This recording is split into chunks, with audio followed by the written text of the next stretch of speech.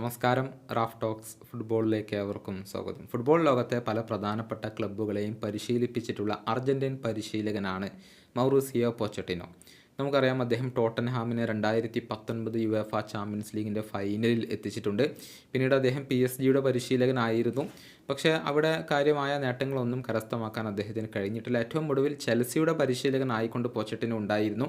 എന്നാൽ ആ സീസണിൽ ചെൽസിയും മോശം പ്രകടനമായിരുന്നു നടത്തിയിരുന്നത്.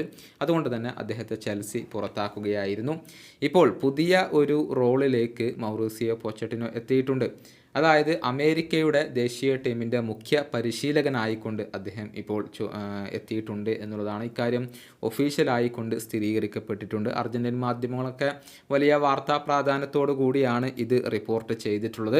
2 വർഷത്തെ കരാറിലാണ് അദ്ദേഹം ഒപ്പുവെച്ചിട്ടുള്ളത്. അതായത് 2026 വേൾഡ് കപ്പ് വരെ അദ്ദേഹം ഈ ഒരു ടീമിനോടൊപ്പം ഉണ്ടാകും. 2026 വേൾഡ് കപ്പ് അമേരിക്കയിൽ വെച്ചുകൊണ്ടാണ് നടക്കുന്നത്.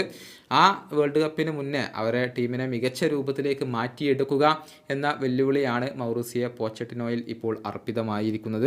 കഴിഞ്ഞ കോപ്പ അമേരിക്ക ടൂർണമെൻറ്റ് അമേരിക്കയിൽ വെച്ചുകൊണ്ടായിരുന്നു നടന്നിരുന്നത്.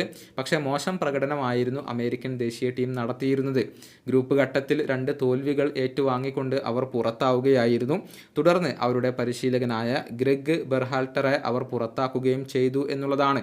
അതിനുശേഷം ഇപ്പോൾ 2 സൗഹൃദ മത്സരങ്ങൾ അമേരിക്ക കളിച്ചിട്ടുണ്ട്. ആ 2 മത്സരങ്ങളിൽ ഒന്നിൽ കാനഡയോട് അവർ പരാജയപ്പെട്ടു. പിന്നീട് ന്യൂസിലാൻഡിനോട് അവർ സമനില വഴങ്ങി എന്നുള്ളതാണ്. അതായത് സമീപകാലത്ത് അമേരിക്ക മോശം പ്രകടനമാണ് നടത്തുന്നത്. അതിൽ നിന്നും അവരെ കരകയറ്റുക എന്ന വെല്ലുവിളിയാണ് ഇപ്പോൾ പൊച്ചറ്റിനോയുടെ മുൻപിൽ എത്തിയിട്ടുള്ളത്.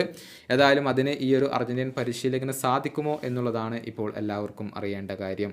ഈ വീഡിയോയുടെ അവസാനിപ്പിക്കുന്നു. ഫുട്ബോൾ ലോകത്തെ കൂടുതൽ വിശേഷങ്ങളുമായി റാഫ് ടോക്സ് വീണ്ടും എത്താം.